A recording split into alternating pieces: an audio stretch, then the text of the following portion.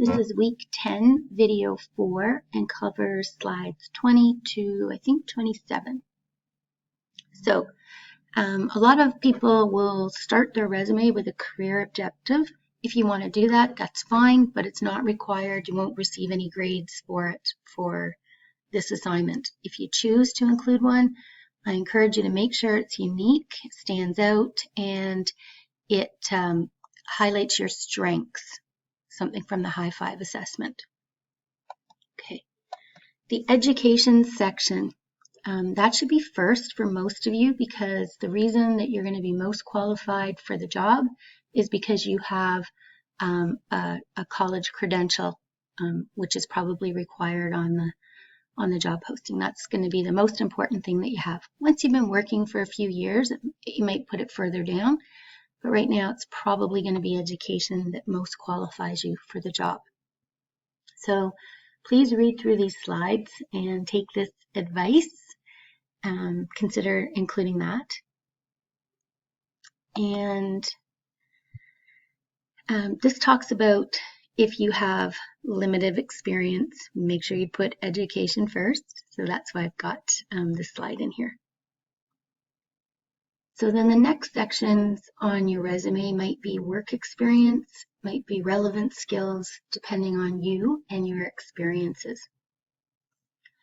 So if you're going to have a relevant skills section, then I want you to go back to that chart that you had, and I want you to identify the IT technical skills, knowledge, or qualifications that you have in this section. Okay, I don't want you to include the soft skills, so things like conflict resolution, communication, teamwork. That doesn't need to go in this one, but under relevant skills, this is where you're going to put the IT skills that they want that you have. Okay.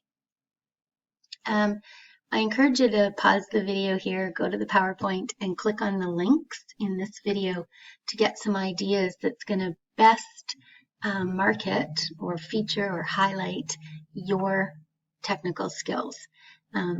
So one of the layouts is this one where they put skills and then they made columns, design skills, technical skills, something else. And this is another example over here.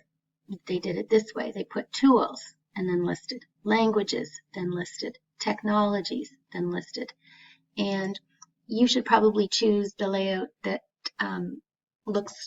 will allow you to highlight your skills and knowledge the best, and reflect what the job posting wants.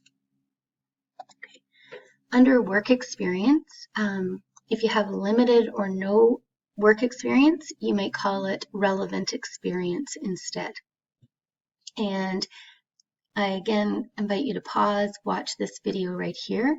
If you don't have any full-time work experience or any relevant job experience whatsoever, she gives you some suggestions on what you can put in this section.